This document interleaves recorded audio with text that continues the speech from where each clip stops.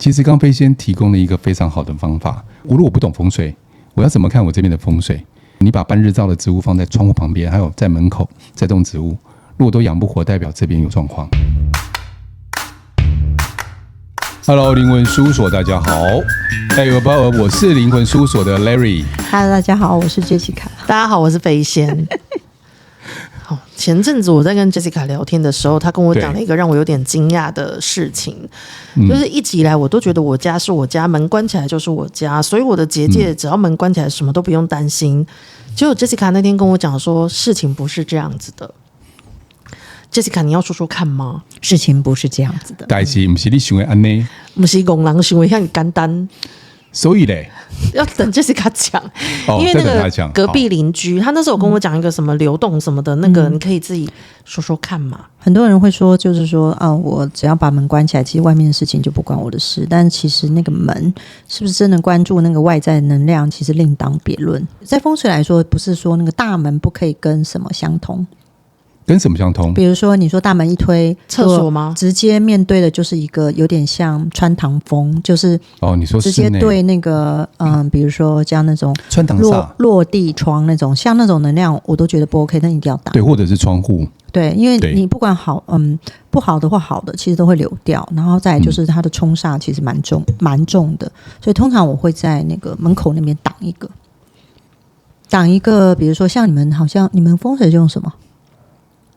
风水啊，我们在那个叫做什么？我突然想想，有人用屏风，然后有人会用一个玄关。对我来说，用玄关上面放水晶去挡。要，因为只有能量能挡能量。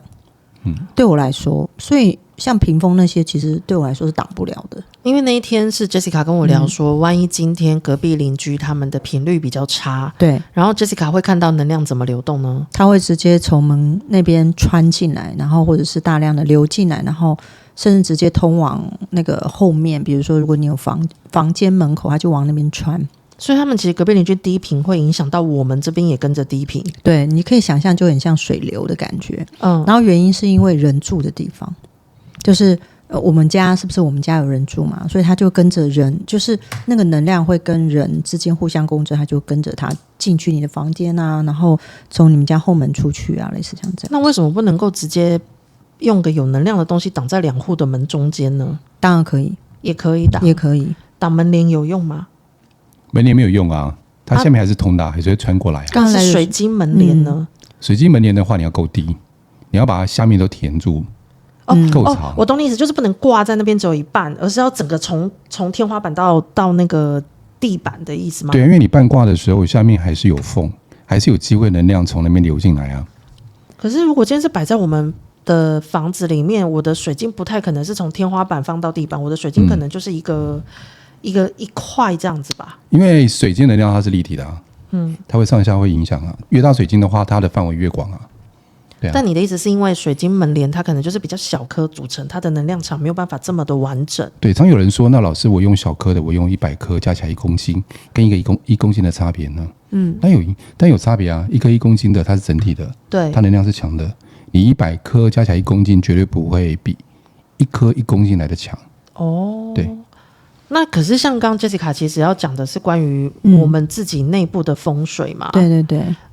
因为你刚刚有提到一个就是什么，就是那个赖瑞讲的穿堂煞是不是？还是对他讲的穿堂煞，那个又是什么意思？就是什么跟什么的状态叫穿堂煞？你问我吗？对啊，穿堂煞就是我一开门的时候啊，开门的时候那个地方门口嘛，那叫做气口，气进来的地方。就你刚刚讲空气的气嘛，对对对，就你说隔壁的能量会流进来那个地方叫气口。那气口的话一打开的话，它的能量穿堂煞就穿堂，堂指的是说我穿过客厅，然后直接出去的话，就刚刚 Jessica 说的落地窗，或者是我客厅里面的窗户直接这样冲出去。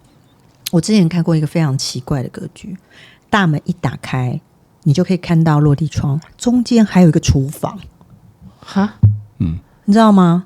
因为现在很多都是小家庭啊，所以有时候空间比较小一点，他们就可能就直接中间还经过一个厨房，然后过去就是厨房的，等于说我进门先看到厨房，厨房旁边有一个落地窗，那其实是非常糟的一个。这在小套房蛮常见的，对对对，就一开门右边厕所或左边厕所，但是厕所的对面就会是厨房，然后再来就是客厅，之后就直接落地窗出去了。对对对对对，我以前也住过，我以前也住过这样的房子，它就是小套房，然后它就是一个穿堂煞，然后厕所直接对厨房的门。可是你那时候看到的穿堂煞，它因为像穿堂煞对我来讲，好像就是会影响到什么，对，但是在你的眼里，就是能量上会造成对我有什么，对我们住在里面的人有什么影响？我那时候穿堂煞之外啊，刚好门一打开，看得到我的床头，床头我的床还睡在那里，对，等于说穿堂煞，然后切过厨房跟厕所，然后再直接对我的床头，再对那个落地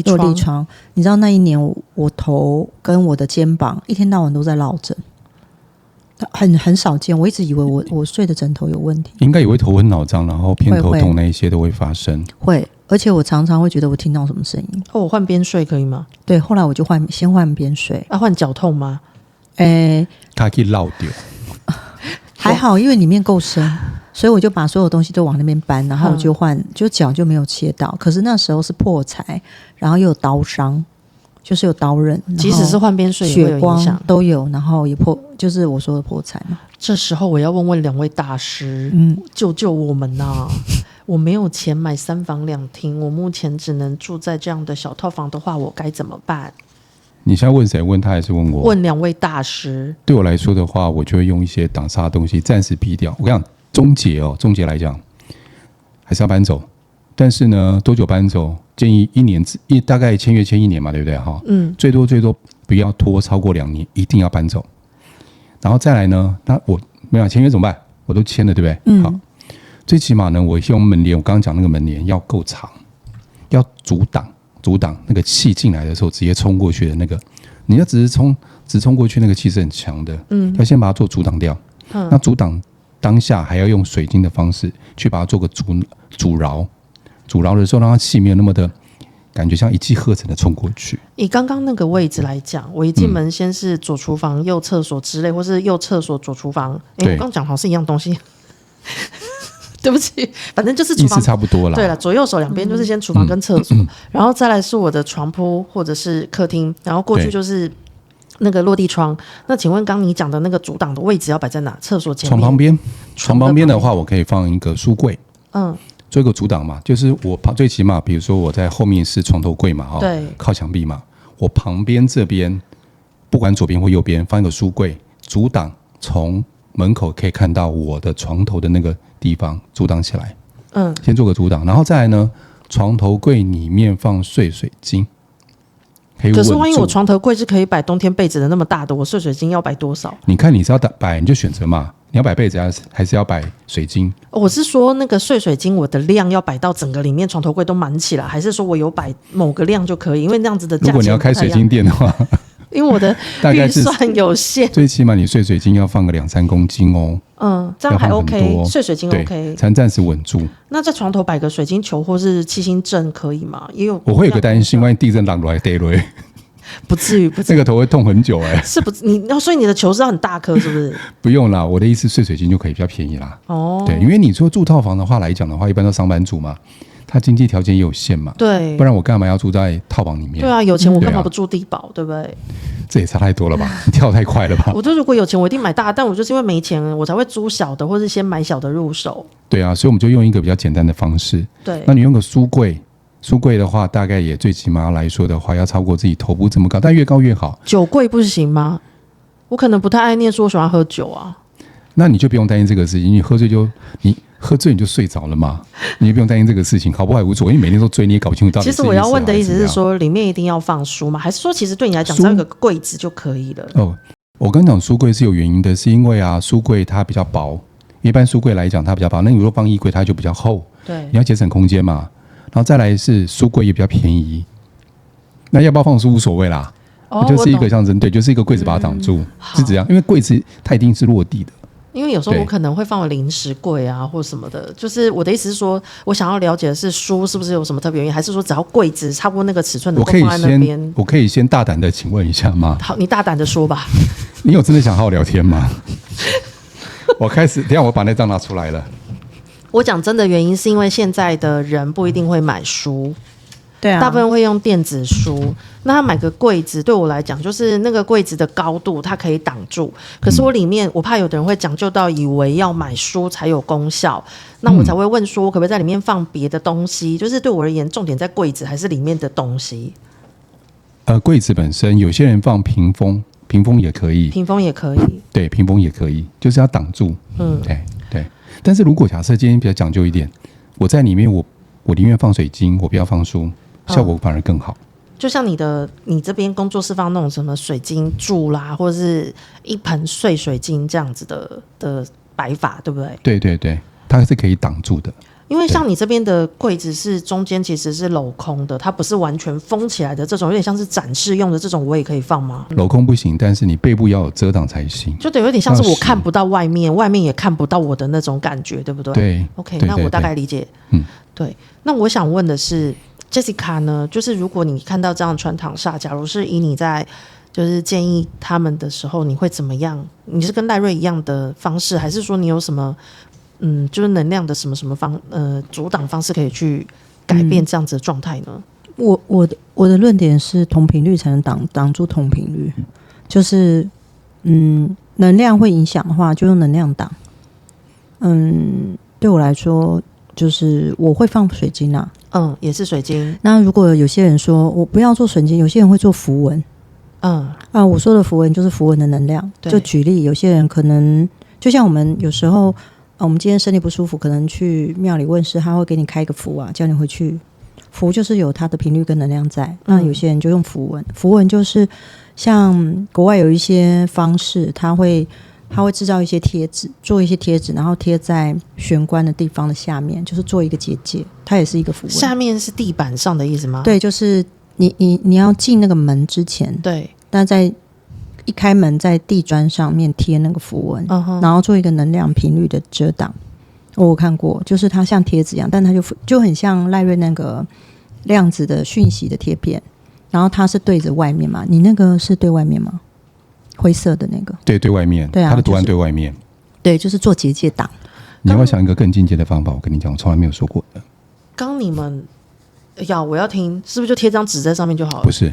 在入门的时候，其实你可以摆一个，一般来讲进去的时候通常会往下踩，对不对？好进去，这个时候其实你可以摆一个，去做一个箱子，它有一定的厚度，比如说这个厚度大概就2-3公分，然后里面布满什么东西？水晶吗？水晶球、水晶碎石，水晶碎石比较好，水晶球太难找，水晶碎石你布满在门口那边，它可以挡住从外面进来的煞气，但水晶本身要先净化过，对。它可以挡住煞气，因为煞气一般来说的话，下面是门缝，它从下面钻进来，就先挡住了。第一层先挡。对。这样讲起来，水晶有一定的颜色吗？没有，就只要重点是讯息。对。那其实我怎么知道我买的碎水晶有什么讯息？第一个，你可以先看过那讯息。如果你真的搞不清那水晶什么讯息的话，主要它的能量是用来净化的话，你就去晒太阳啊。对啊，那。如果那个穿堂上真的是很严重的话，我会建议那样的水晶可能大概5到7天或者7到10天你就去净化一次，就是晒太阳。所以代表那个水晶其实也会吸附那些负能量。对啊，你就把它当做空气清新剂。所以对我来说，频率相同可以互相阻挡，但是频率不相同的东西是没有办法互相阻挡的。能量对抵抗能量，频率对抗频率。你们刚刚其实在讲穿堂煞这种，就是或是外面来的这种负能量，只有提到关于身体不舒服或是运势降低，会造成情侣或夫妻失和吗？能量不对就当然会啊，也会，就本来感情很好的，突然间被别人介入之后分手，各种方式都会啊，争执、争吵或者是等等之类的啊。对啊，都有可能发生。你的身体不舒服，你的能量不对，你就会觉得心情不好，你可能就会对这件事情的耐受度就没有像以前那么高了。觉得吵架以后有别人对我好，我就跟着别人跑了。对啊。之前我有看过有一个人的工作室，他的大门一打开就直接看到窗户，可是不是落地窗，是整排窗户。那这种也算穿堂煞吗？大门打开就可以算也算穿，所以到底穿堂煞意思就是我只要能够直接看到外面去就对了。对，其实有蛮多国外的那个设计，很多是这种，一大门打开前面就是落地窗。对，因为它可能四面都落地窗，你们打开不管什么角度都是落地窗啊。四面落地窗实在是一点隐私都没有，它可能就是大部分都是窗户。像之前有人给我看，那他住在意大利那边，那大门一打开，前面就看到草皮，那个窗户就是对我就跟他说，那你平常要这样开放吗？他说因为外面是草地，是他们家的，所以很远，所以他们不担心会被窥视或什么，他们平常就是这样打开的。那万一我把窗户做成雾面的，就是外面都看不到，或是把窗帘拉下来，可以吗？其实理论上以能量来说，其实没有用，门口还是要做大。我天，那我把墙整个就是窗户拆掉，把墙全部砌起来，可以吧？可以啊，这样就可以，但你就没有窗户啦。没有关系，我不在意。不行啊，你客厅还是要窗户，还是要对外，但是你不能这样开，你要闪过那个门就可以啦。对，闪过门，闪过门就好了。你只要闪过门，你太极端了吧？我懂你意思了。你是说门口一打开，只要左右有看到窗户，就是窗台上？没有，不是啦，不是这样子，就是对那个门，就我只能往前正的这样直看到窗户，或是落地窗，旁边左右没有关系。对，原来如此，刚吓死我了。因为我看到我刚讲的那个工作室啊，它本身上面就是刚好那个，他也有找风水师去看，它等于是开门的正上方跟那个窗户的正上方都有系一个符文。就是 Jessica 在讲的时候，我才想起来，就是那个来的帮他看的那个人，也是建议他两端都系符文，只是都在天花板上面。对啊，系符文是一件，符文其实有一定的能量在里面啊。那有些符文就是用来做遮挡的，可是这个符文就不用晒太阳吗？它还是时间久了应该也是会失去效力，集体意念的状态就不用。这么神奇。而且符文如果本身是，比如我拿你的我去印，效果有限。一定要是先开的，直接开上去。我要找谁开？大师啊，老师啊，有修为的老师开啊，对啊，才有用。对啊，他的意念力进去了嘛。可是每个老师一定都跟我讲他有修为，我要怎么确定他的能量是 OK？ 也是要拿来麻烦你们看的吗？没有，那就看你啊。如果今天能量好，就遇到好的老师。我认真讲，就是说你可以去问嘛，你自己的感觉嘛，然后看老师正不正派嘛，因为我们能感觉出来，对不对？对啊。可以感觉出来我大概懂你意思了。我本来以为说一定要什么道行100多年的高僧，这种写出来的符文才能。他从哪边写出来？从棺木才能写出来给你写，然后就伸到棺木里面去。就是要累积多年的那种感觉啦。但是，如果不是大师开的，其实有集体意念的能量啊，就是也是可以保护我们。当然，大师开当然是最好，但就是如果真的不行的话，你就有集体意识能量，还是可以去试试看，总比没有好啊。那我接下来要问的另外一个题目是，如果我知道我近期内会走好运或者是衰运，因为其实我们平常会知道，有的是越来越顺风顺水，有的是越来越觉得就是前途漫漫，人生卡卡的感觉。这时候我能够借由改变我的居家风水，或是装个什么东西，让我的能量能够，譬如说本来要往下掉的，把我拖住，至少 hold 着，不要再下去。补气当然了，然后好的就是越来越好，这样就是维持住。有什么方式吗？我可以举个例子哦。我当时学风水的时候啊，那时候我想说，那我学风水了，我是不是要自己？因为我要说服我自己，这有用的嘛。对，我就拿我自己家开刀。那你知道我住5楼加盖，那时候我开公司，我开2年哦，都赔钱，每年都赔钱。那我想说，那我总得要把风水改一改吧，总不能一直赔钱吧。然后那时候做什么事情，我就把上面啊，因为顶楼加盖这是合法加盖的时候啊，你外面不能动。你动了以后就变违建了，对，我只能动里面而已，格局打掉可以。结果我总共去借了100万。我在2007年的时候借了100万，有没有像从2005到2007有没有？对 ，OK 好，对，都在那段时间变化的。对，2007年那时候我借了100万，我妈说你钱都没赚，借什么100万？我说我要先装潢了，风水改了以后我才能赚钱嘛。我妈说谬论。那我就是因为我借的钱嘛，楼上改的时候，我一边被改，我一边被骂了大概半年，因为改了半年好。你知道吗？就改完的时候啊，在2007年的年初，好像是年初改完那一年，利润一摊平，赚了100多万，马上赚。我个人觉得，如果说今天走比较极端一点的话，你知道走衰运的话，对不对？大动格局是一个方法，但是并不见得每个人都有办法这样做。那如果我没有办法大动格局，譬如说那是房东的房子，我不能动，我能够改变什么，让这个东西能够被不要再恶化，或者是越来越好？如果说以我学的风水的话，三合局来说的话，假设今天你的生肖是什么？你属兔子，对不对？你属兔子的话，你在你的西北方，西北方都是一样的西北方，哈，风水西北方，跟西南方这2个地方，还有东方，因为兔就属东方，这3个角落干嘛？放什么东西你知道吗？放水晶，把它做一个风水阵出来。那个东方，大颗的东方是以我在这边为主，我睡在这里，然后我是中心点的东方吗？没有风水的东方永远是东方，东就是东，就是我们说罗盘的那个罗盘东方，就是指南针、指北针的那个东方。对，东方就是太阳升起那个地方，而且是要站在大门口的那个东方。没有房子，你不用，先不要管，你不用管这边的坐向，你就以这个房子整个的东方，因为东方永远是东方，无论你到东南西北哪边，什么信义区、基隆，东方都是同一个东方，不会变。罗盘东方跟西南方跟西北方就摆3颗水晶形成一个阵，对。但水晶要多大呢？对啊，我也想问，一定要超过1公斤。而且如果今天房子越大，比如假设好了，我现在30平之内的话，建议每一颗都要1.2到1.5公斤。我之前遇过的水晶店是叫我买5公斤，当然更好啊。对，他叫我你买越大，你家那么大，你家40-50平5公斤刚好而已。所以事务所的水晶都超过5公斤，对，几乎。我那时候听到是说要，如果通常有些人会问我水晶要怎么样，我都跟他们讲说，老师那个水晶可不可以小一点？我觉得我就直接跟他们讲说，如果你要小一点的水晶，坦白说你干脆不要买。对啊，除非效果不强，对你的效果不强，除非它有什么东西能够跟你共振。那万一它是3个地方水晶虽然小，但是板7星阵呢？你就要用量去聚它的那个正气。对，就是譬如说3个地方有7星阵。对，譬如我买，因为有时候我们不一定能够那么快找到1公斤的水晶，因为大概10几公分的直径了。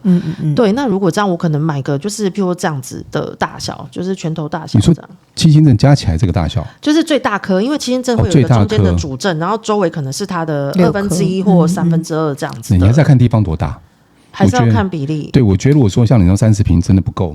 对啊，就很像那个差太多了。但是如果是10平，就是小套房那种10平、12平的，应该就可以了。大概2个正到勉强可以，我只能说勉强，因为7星阵的能量到底多强，我打了一个很大的问号。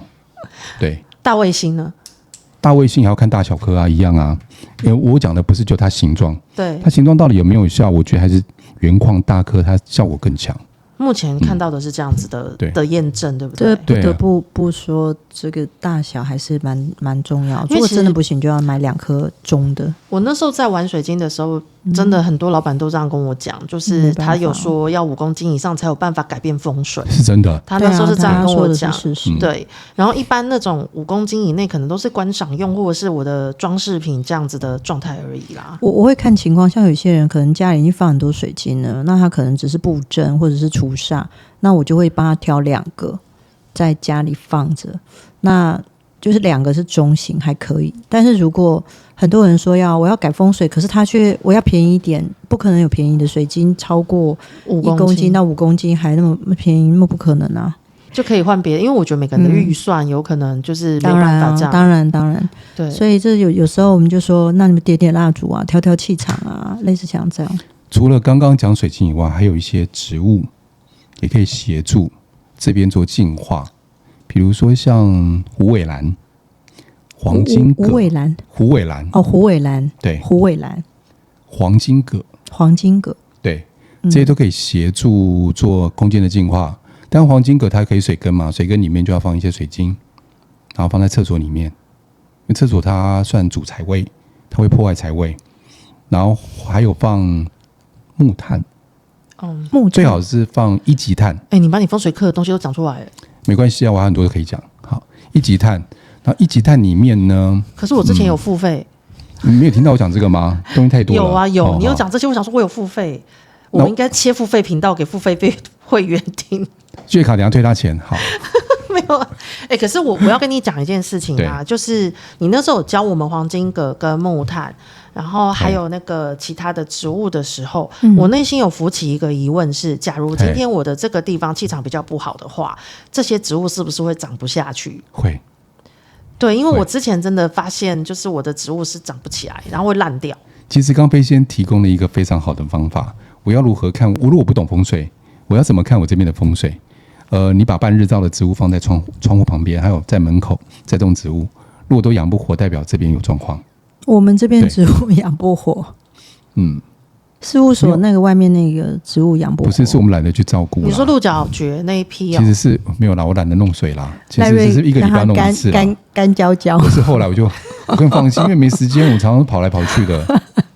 我很对不起那些植物。赖瑞现在一直在就是试着解释，但其实有时候啊，就是我讲一个例子好，就有一天赖瑞其实试着想要让他们能够好好的晒太阳，好好的进到水，试着好好的保护他们。但是我那天回家的时候，不知道为什么回头一看，他们就像垃圾堆的厨余那样丢在那个门口那边躺得满地都是的鹿角蕨。可是你知道以前啊，因为我对植物不是很懂，我那时候是在土城上班的时候，当时的警卫对植物非常热爱，他一个一个教我，他跟我说鹿角蕨是一个非常漂亮的植物，而且它很贵。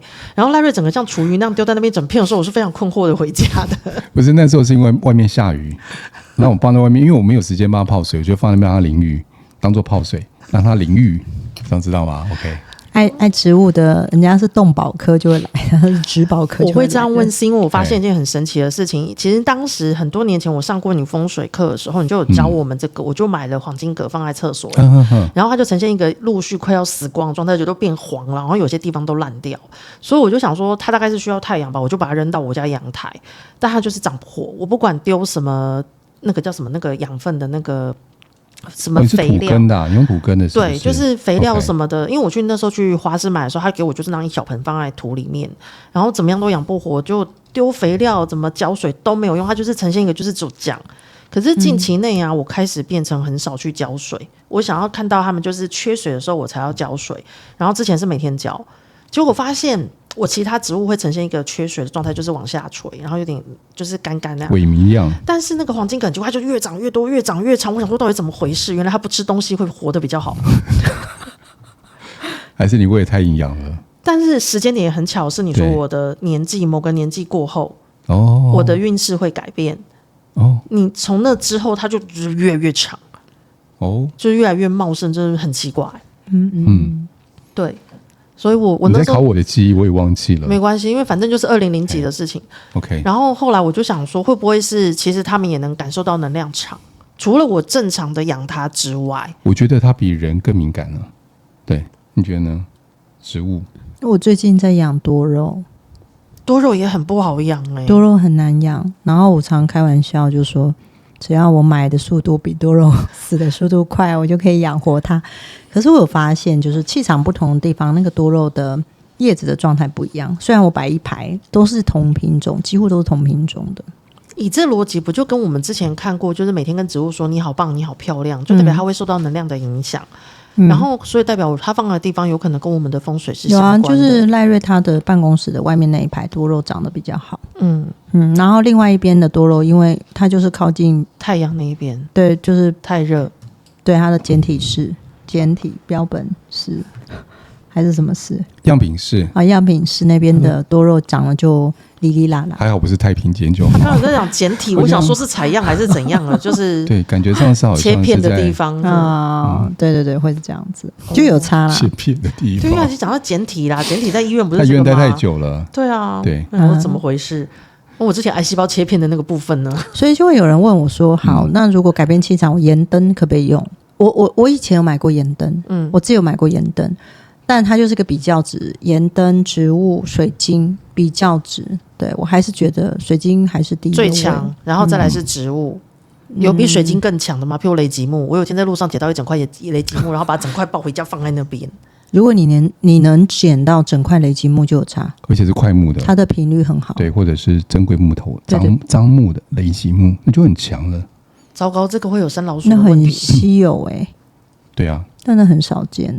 对啊，通常不太可能。但是你被抓没关系。好难聊。OK， 好吧，那今天就先聊到这。聊干了，好难聊。不是我怕等一下被抓走了，山老鼠的问题。好 ，OK， 就这样子喽，拜拜，拜拜，下次见喽，拜拜。